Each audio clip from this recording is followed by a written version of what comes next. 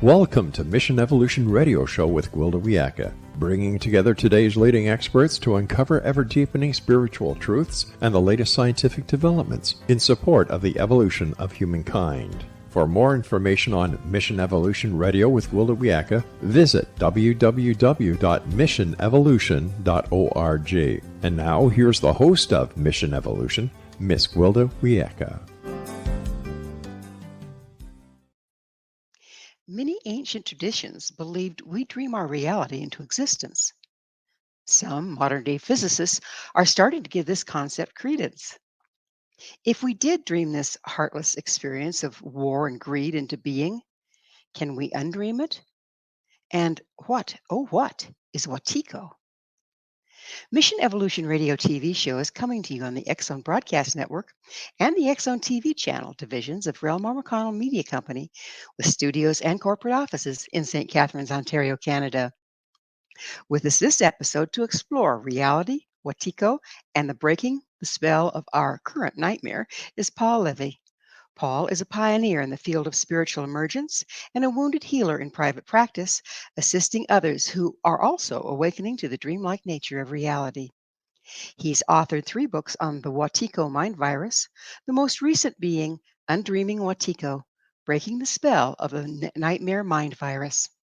Paul is a founder of the Awaken in a Dream community in Portland, Oregon.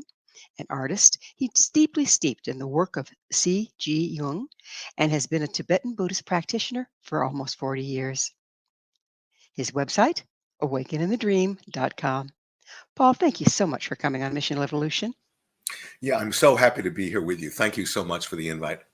Oh, it's nice to have you back. It's nice to have you back. I love your subject of Wetiko, and recently I've been noticing things that really kind of resonate with it. So I thought it'd be a really good time to discuss it again for our audience. Sure.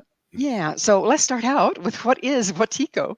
Yeah, and so the phrase Wetiko, it's a Native American indigenous phrase which connotes this mind virus, sort of this cannibalistic spirit, and it's the source of the greatest evil that our species plays out, both individually and collectively.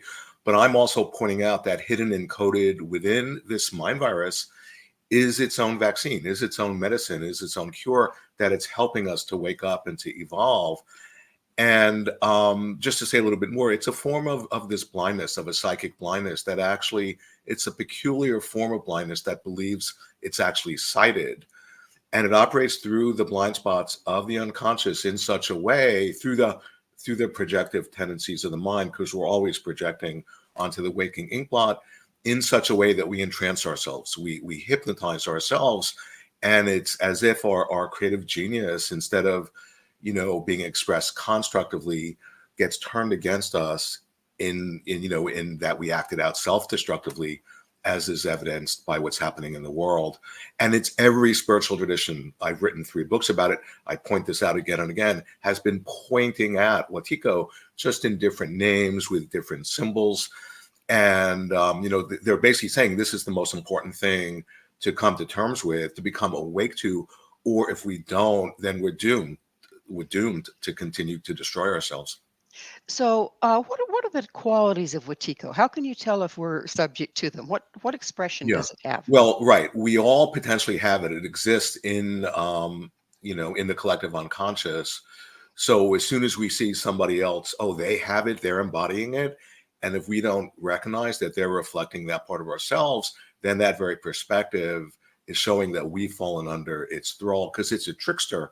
But there are certain key characteristics. For example, when we accuse other people of doing exactly what we're unconsciously doing, that's one of the chief features of Wetiko. And so projection? Yeah, projection, and also particularly projecting the shadow, when we scapegoat and we see the evil outside of ourselves in whoever, just fill in the blank, as a psychological. And this is, we all do this in potential. It's a way of keeping ourselves, feeling righteous and all good and innocent. And so we see the darkness outside of ourselves, and that projecting of the shadow, that's really the deeper psychological dynamic that underlies and informs Wetiko. And it's a form of madness, and it's a collective psychosis. So what I'm pointing out, when people hear a mind virus and they think that's so woo-woo or new agey, in essence, what I'm pointing out is that the source and the solution of the collective madness that our species is playing out is to be found within the psyche. And that's a no-brainer, and that's basically what my whole work is trying to shed light on, and as individuals, each one of us shedding light on our own nature and our own darkness, we're then contributing in a very positive way, to peace in the world. Well, I can't help but notice. Of course, I'm in the on the leading edge of stuff all the time because I have to be so for the show. But I can't help but notice it seems like it's turned on high right now. Like it's getting the amplitude is going up and up and up Yeah, and yeah, up. yeah, yeah. Why is that? Yeah. Well, it's like having a recurring dream when, like what is a dream? But it's a compensation. When we get one-sided, the unconscious sends us symbols in the dream to bring us back into balance, but we have to recognize what the symbol is reflecting in us. And so, So well, I make, let me see if I get let me see if I get this, Paul. Um, so if it's increasing in our environment, that's a symptom of it actually increasing within. yeah, well, it's just like a dream, just like a recurring dream. If you don't get the message, you'll have a recurring dream and it gets more and more and more amplified until we finally have the recognition of what's being revealed to us. You see, the Wetiko virus, it's a revelation. It's revealing to us something really that's most important for us to know, not only our own shadow, but our own incredible light and creative genius. And it's reflecting back to us the profound importance that the human psyche plays in creating world events. Like the great psychiatrist C.G. Jung actually says the psyche is the greatest world power in the world by far. But yet, because we don't recognize it, then we're dreaming up this collective madness. And I make a joke with my friends, if I had a publicity department, they couldn't do a better job publicizing my work than what's playing out in the world. And it all depends if enough of us actually awaken to something is being revealed to us. This is a living revelation, but if we don't recognize it, then we're fated to continue to destroy ourselves. I understand that it's an ancient concept, and we're Yeah, yeah, playing it out in a modern way, like greed and capitalism and right. all war, et cetera, et cetera. But it's Yeah, an yeah. ancient concept. Which do you remember? Do you know which tribe it came from originally? Well, yeah, I mean, in the word Wetiko, it's Native American, whether it's the Cree Indians or the Ojibwe, but it goes way back to the Bible, and in the apocryphal text they talk about the counterfeiting spirit, and of course that got edited out of the actual canon of the Bible because I point out that Wetiko was on the editorial board because it can't stand to be exposed. But the counterfeiting spirit, what that means is that it has no creativity at all, but it's a master impersonator. It puts us on, it offers us a limited version of ourselves. Oh, I'm wounded, I'm traumatized. And as soon as we identify with Wetiko's version of ourselves, then it has us, then it can control and manipulate us. And so every spiritual tradition, and not just spiritual traditions, but creative visionary artists, philosophers, thinkers, that's what my work is about, is pointing out I'm just a translator. This has been the most important thing for our species to wake up to. And so many traditions and people throughout the centuries have been pointing at it, but we've been blind to it. Well, when you mentioned that we actually dream reality into being, Right. okay, it makes sense that something out there would love to be in control of what we're dreaming. Is this what Wetiko does? Yeah, yeah. Well, I point out that Wetiko, it's a dreamed up phenomena, as is everything. We're collectively having a shared dream, and not in a metaphorical sense, in a literal sense. This is nothing other than a collective dream. And that's what I began to wake up to 40 plus years ago.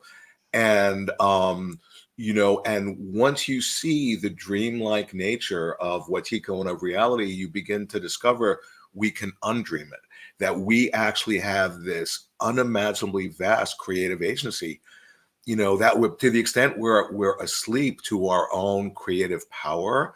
It's as if the Wetiko virus, which actually doesn't even exist independently of our own consciousness, will then plug into our own unconscious creative power and turn it against us.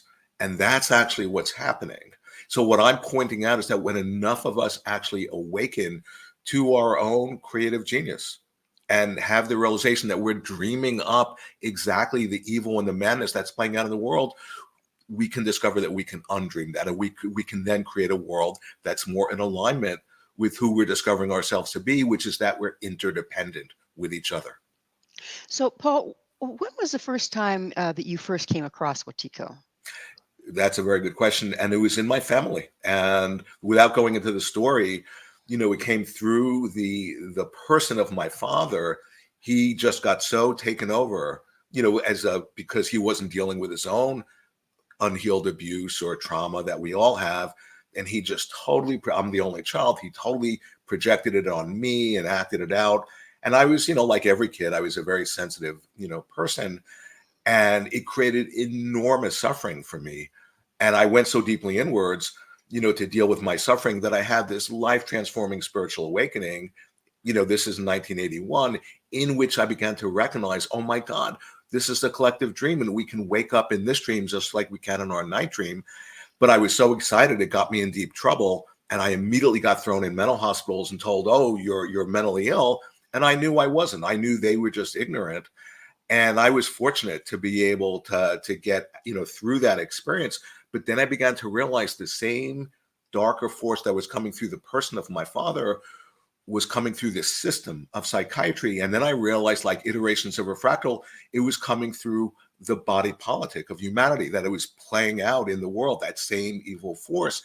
And that's when I began to realize, wait a second, that's interfacing with my own mind. It's not separate from me.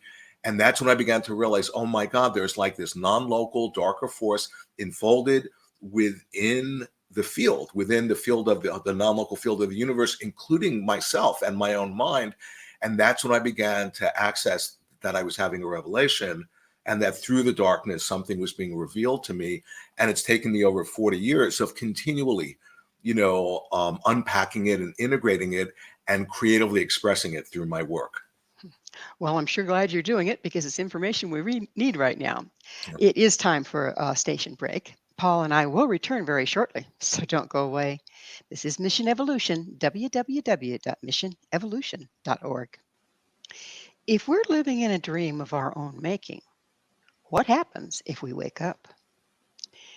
With us this hour discussing the dreamlike nature of our reality is Paul Levy. Paul is the author of Undreaming Wetiko, Breaking the Spell of the Nightmare Mind Virus.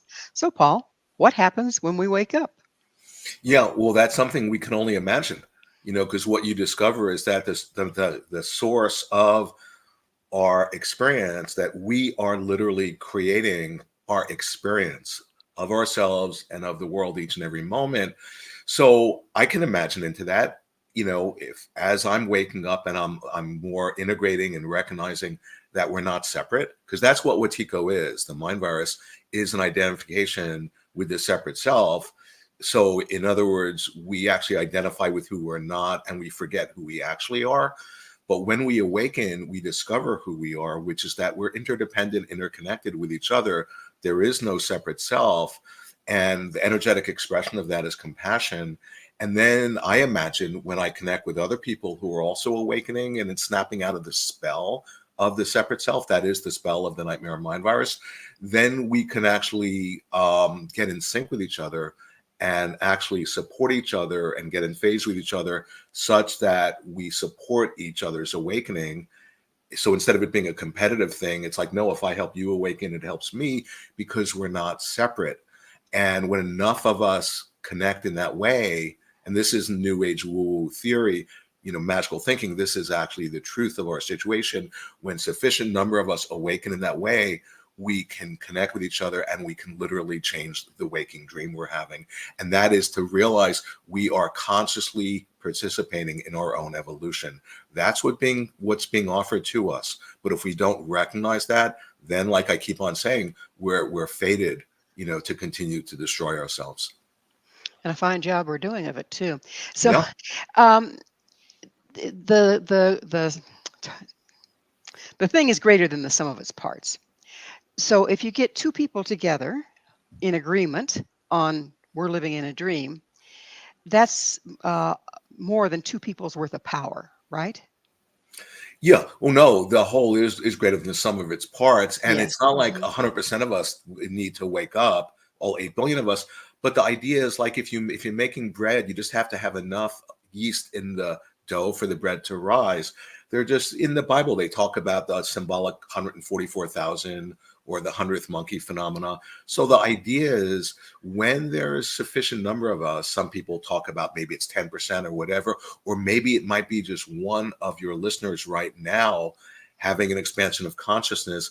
That might be the very thing that catalyzes an awakening in the collective unconscious, because we're not actually separate from the collective unconscious, which is informing all of us. And a beautiful image in the collective works Jung uses, when you take sugar and you dissolve a granule of sugar in a glass of water, each grain of sugar just dissolves and dissolves till it reaches the saturation point. Then you add one more grain of sugar and a crystal manifests, and he equates that with how a symbol arises in the unconscious. The point being, any one of us having the realization of Wetiko, recognizing our shadow, seeing the dreamlike nature, it's all the same, just different ways of saying the same thing, might be that grain of sugar that catalyzes an awakening in the collective unconscious of our species. So is it it's a progression, isn't it? It's not like bing, we're awake and we see it all at once. What does that progression look like? Yeah, well, I mean, you could say it's a progression, it's a process, and it's happening right in this moment, and it's all depending on what if you recognize that, and then just to creatively answer your question, what does that look like? That progression? Well, that's based on us. That's based on what we're dreaming, because the matrix out of which our experience actually emerges is the creative imagination. We are the ones who are interpreting the ink blot of our waking dream. We're the ones who are placing meaning on it. There's no one else doing that to us. We're doing that. And this is what quantum physics has pointed at. It's discovered this, that, we have this incredible creative agency and power in conjuring up our moment by moment experience. That's why I have a whole book that I wrote on quantum physics, because the revelations from quantum physics are the medicine for the Wetiko mind virus. So if we're dreaming this reality, each one of us is dreaming a different reality, right? Right. Doesn't that make it impossible to come together? No, well, the fact is, yeah, it's sort of like this. If in the sky there's this rainbow, and you and I are seeing the rainbow, we're not seeing an objective rainbow. There is no objective rainbow. You're seeing your private rainbow. I'm seeing my private rainbow. But there's an agreement. We've learned to create like a shared reality that we can navigate together. But that being said, 8 billion of us humans, in addition to all other sentient species, are moment by moment unconsciously dreaming up this world to manifest the way it is. You see, and one way of understanding that really simply, because it's so profound, if you're in a dream, what is a dream but a reflection of the mind? You're holding a viewpoint in the dream being a reflection of the mind has no choice but to, shapeshift and reflect back the very viewpoint you're holding. Now you have evidence that what you're seeing is objectively true, which makes you even more fixed in your viewpoint. And the more fixed in your viewpoint, the more the dream, which is just a reflection of your mind, will offer you all the evidence confirming the objective truth of your viewpoint. That's an infinitely self-reinforcing feedback loop. And the source of it is our own mind, in which we hypnotize ourselves by our own creative genius. Understanding that's a way of understanding what I'm pointing out, that we are all these creative geniuses who, to the extent we're unconscious of that, it gets turned against us in a way that's killing us. So as more of us awaken to that fact, does the reality that we've created start to kind of pixelate so it's easier to see through? Yeah, particularly when you hang out with it. It's one thing when one person awakens to it, and of course, the idea you awaken to it, and then you get absorbed in the dream, and you forget. Just like in a night dream, you have lucidity, and then you can easily get absorbed and forget. The idea is to stabilize that lucidity in your own self as an individual, but then when you hang out with other people who are also having realization of that, and you hang out together and you discover what you're realizing is, wait a second, this dream we're sharing is manifesting the way it is because we've been programmed and conditioned based on our trauma to dream it in such a limited way. And seeing that is to be snapping out of that programming, of that conditioning. And we can then discover, at least I imagine, that we can put it's what I call the sacred power of our dreaming together in a way where we can change the dream. And this is evolutionary. And this is what this is all about. What's happening in the world is all about revealing this to us. But getting people together and consciously influencing the dream we're in, isn't that what cults are made of? Yeah, well, there's a negative aspect to it if somebody who's the leader gets into like having power over others, and then their followers give their power away to the cult leader. Sure, but what if it's a real awakening? What you're discovering, you're seeing through the imagination of the separate self, and you realize we're interdependent, interconnected. If I help you, it helps me. That's the opposite of a cult. That's like, it's like the cells in a greater organism are awakening to that they're all that their well-being depends on each other, that they're all part of a greater being. That's the opposite of a cult. So our well-being depending on each other has to do with our ability, greater ability in a group to awaken from the dream. Yeah. I mean, that's why I, for 30 years, have had these awakening in the dream groups, for, people, in my community where we're all coming together with no agenda, just being present in the moment and seeing how the dream is manifesting through our relationships. And maybe it'll bring up our stuff. We'll get triggered. We'll play out our unconscious. Great. We've developed an alchemical container that's embraced, that's welcome, and that's seen as the portal to deepen our realization instead of being an obscuration. So is the experience of awakening from the dream, you start to awaken as an individual, and then you slip back into the dream if you're with people that are still in the dream, but you can slide back into the new reality if you're with people that are in agreement with that. How can we as individuals stabilize so Yeah, that we yeah. we're Well, there? that's why, I mean, I'm a Tibetan Buddhist practitioner. You can see by the shrine in back of me. And, they talk about, the Buddha, Dharma, the Sangha, the three jewels, the teacher, the teaching, and the Sangha. Many teachers are saying that's the most important of the jewels in this moment in time. That's the community, just like in the Bible, or no, the Buddha said, don't hang out with fools. When you hang out with people who are asleep, it's contagious. And it's like you become infected by their mind virus. And then if you're not stabilized, you'll start falling asleep. But when you hang out with people who are doing their inner work and are really self-reflecting, that becomes contagious. That creates a field that's potentiated for awakening. So when you hang out with other people who are also awakening, then it helps all of us to stabilize and to deepen and to integrate our own awakening. And what I'm pointing out is that when you get sufficient number of people who are really integrated in that way, they can make a real difference in the world, in changing the waking dream. And that's, once again, not just new age magical thinking. That's like the reality of it. Well, we're about out of time in this segment, but I do have one more question to throw at you. Um, from what you're saying, it seems like the job, of course, is an internal one, but is it part of dismantling our damage and our triggers before we can become clear? Yeah, we're all in trauma. I mean, I've been screaming for 40 years how like in trauma I've been. And all of us are in trauma, we're all wounded, but we have to be able to shed light on that, to deal with that. And that then connects us with the archetype of the wounded healer, which is the shaman. And I've written extensively about Yeah, that, we'll get the archetype that's activated in the psyche is the.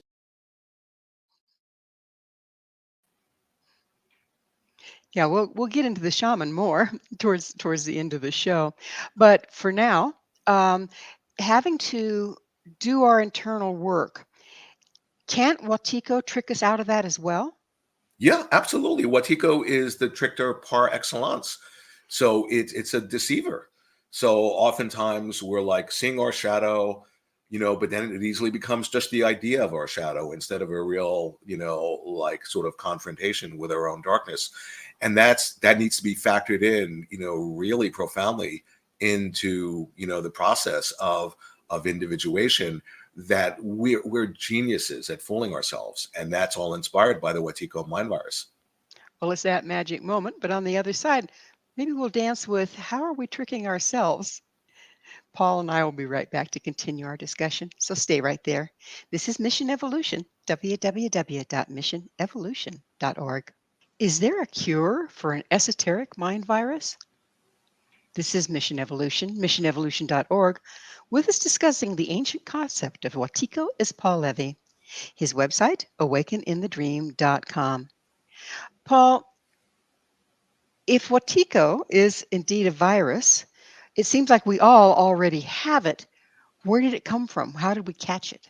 Yeah, and that's a good question. I mean, I've inquired into that deeply in my work, and there are a lot of theories, whether it's there was a collective trauma years ago, or negative ETs, or whatever. And I certainly don't know. But what I point out in my book are two things, or in my work, is like, on the one hand, the origin, I'm convinced of this, of the Wetiko mind virus is unhealed multi-generational ancestral trauma.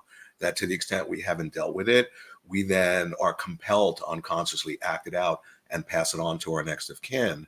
That's one thing. But the second thing is that when you really inquire into, what is the origin of Wetiko, it's getting actually recreated in each and every moment. And through our own unconscious participation in it. So it's something that we're unwittingly colluding in creating this very moment. And it really makes all the difference when we add consciousness to that. Let's add a little bit of astrology to it, if you will. But I mean the ancient one, like the Mayans did. So our astrology that we deal with today has to do with the planets and where they are in the constellations. But their astrology at the Mayan calendar, why it's so accurate, is because it relates to the movement within galaxies. Do you believe that we are coming into a time, a frequency, whatever, that's bathing the planet now, that's giving us the opportunity to break out of the Wetiko virus? Yeah, no, I definitely do. I mean, I point out that Wetiko, it's a quantum phenomena. And what I mean by that, just like in quantum physics, they discovered, the nature of light, it's a wave or particle, depending on how it's observed. So it's a superposition of states.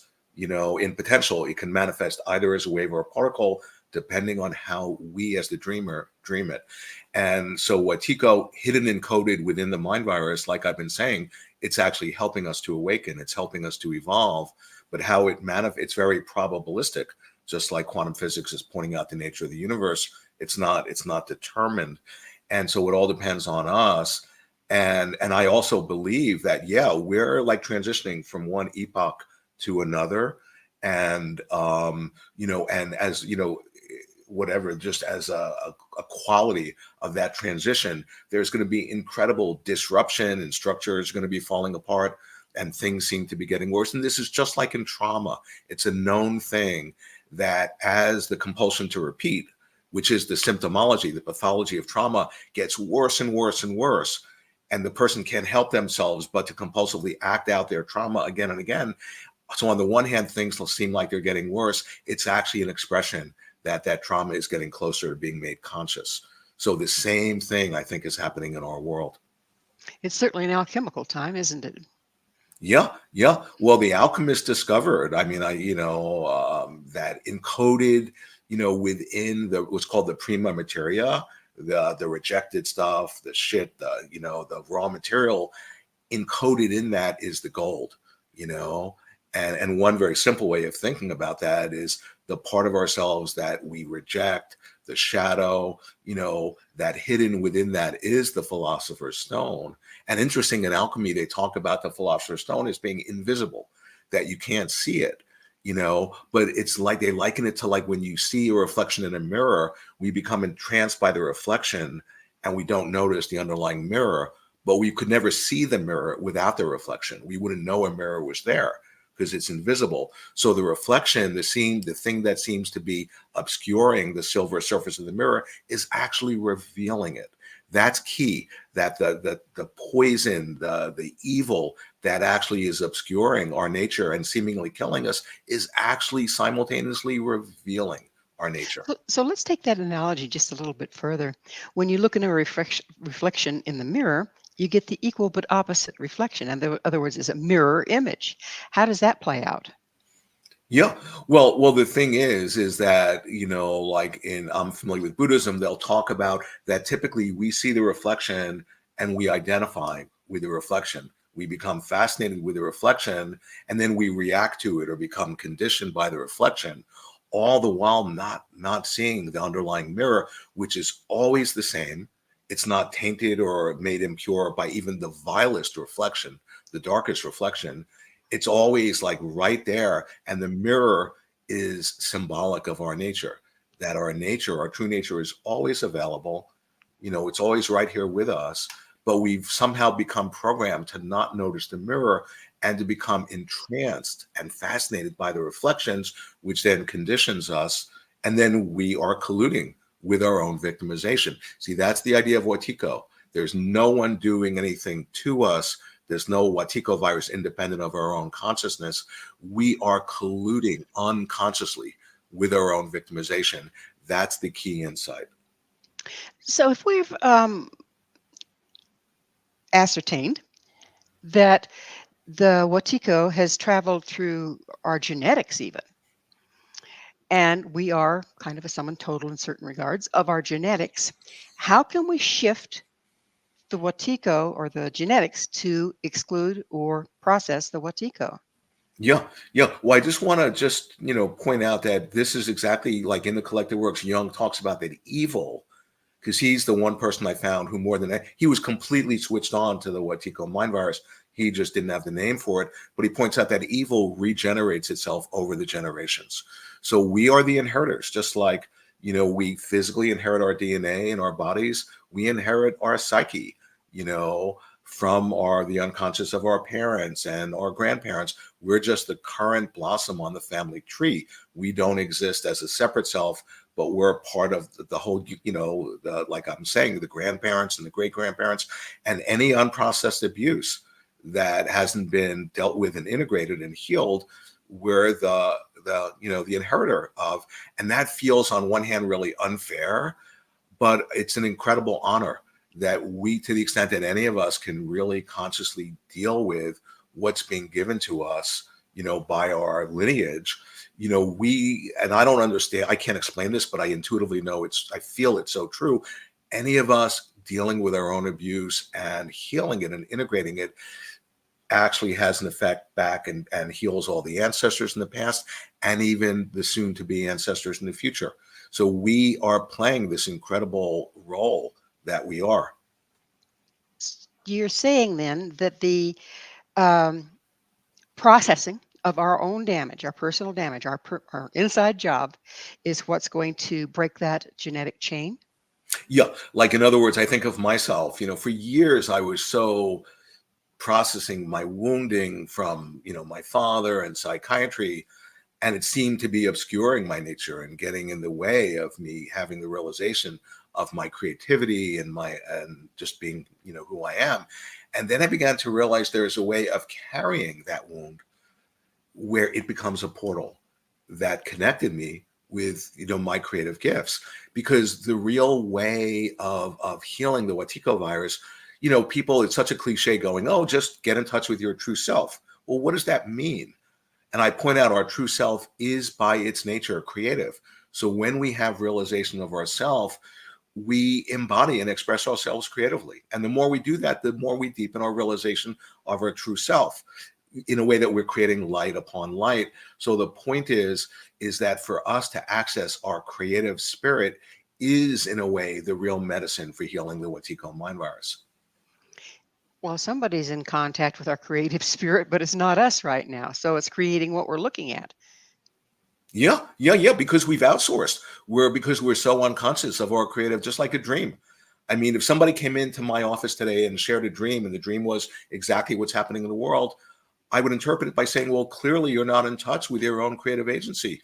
And seeming external forces, the power of the state, are picking up your own creative power and turning it against you. And what the dream is showing you is for you to become more intimately familiar with your own creative power.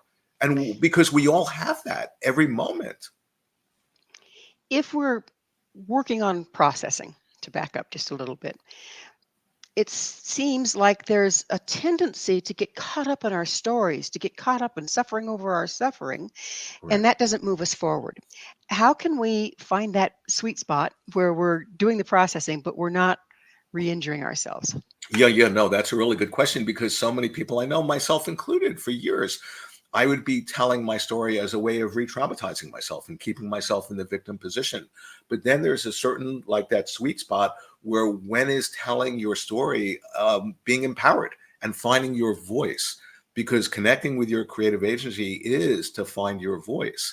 And then you're not just conjuring yourself up as a victim, but you're actually connecting with your creative power. And, I don't know if there's like an instruction manual of how to do that, but the idea is to take responsibility that we are creating our own experience moment by moment. There's no one else doing that.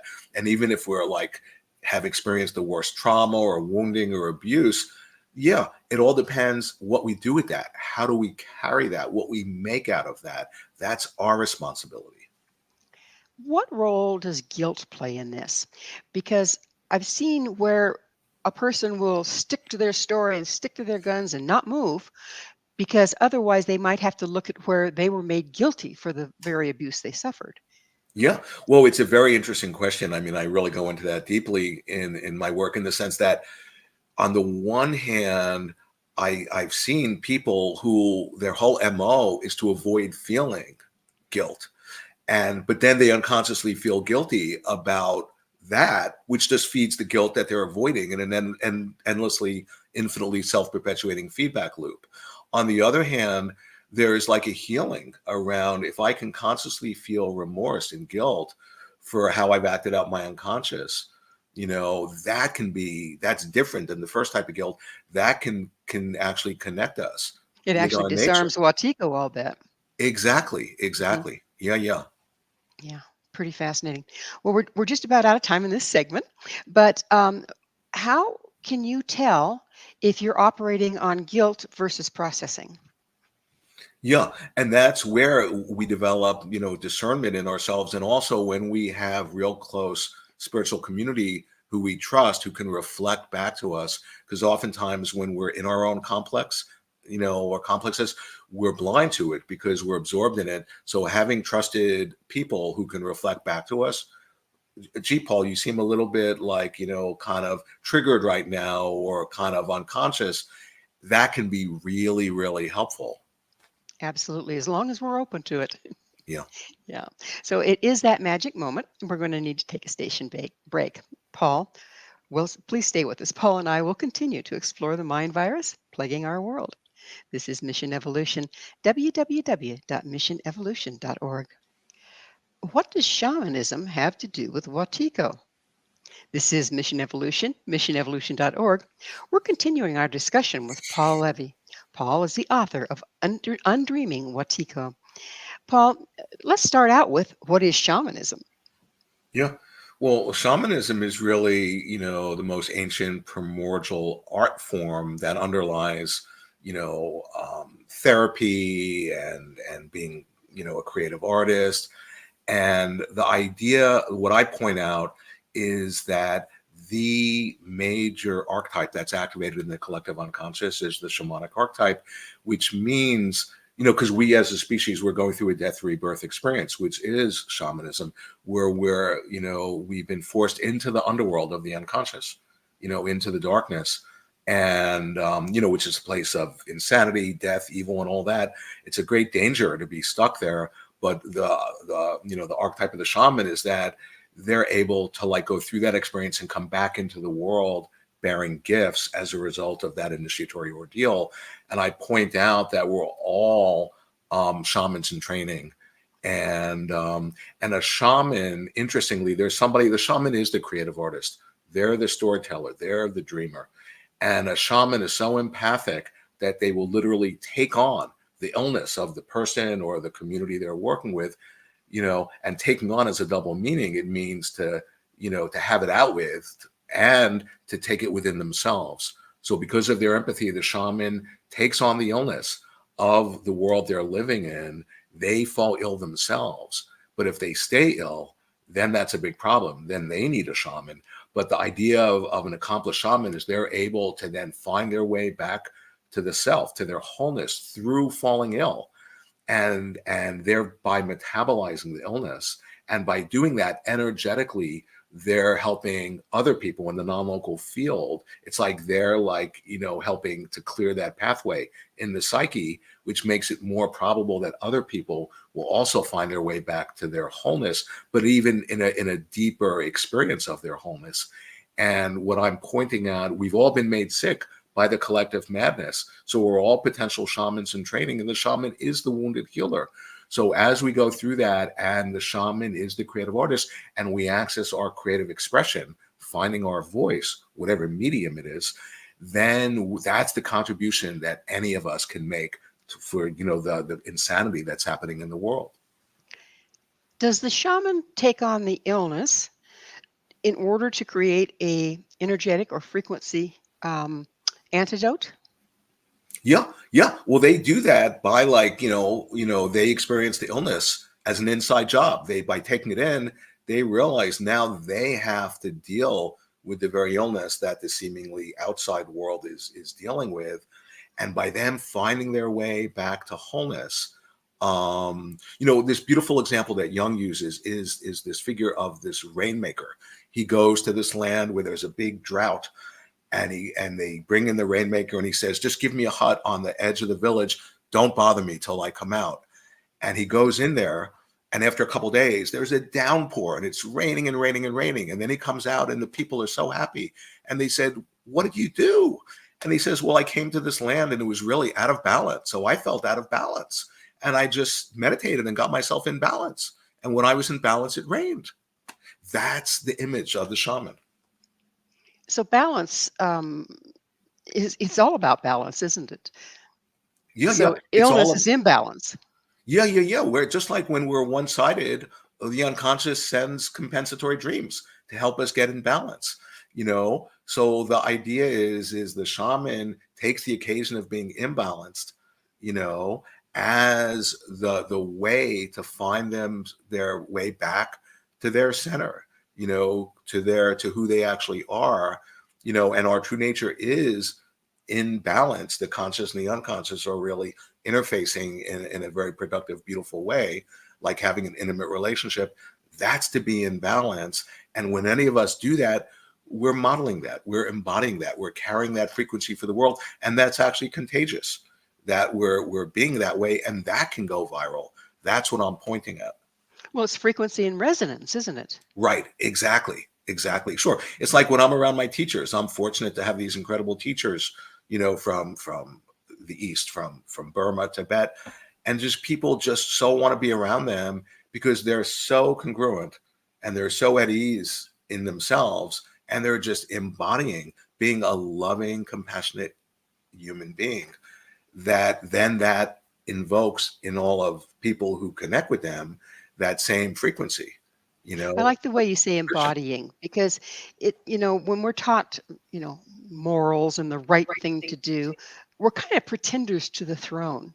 Right. Isn't it through the processing? You can't embody it if your body, whether energetic or physical, is out of balance. Yeah. Well, that has to do with the mind body not being separate.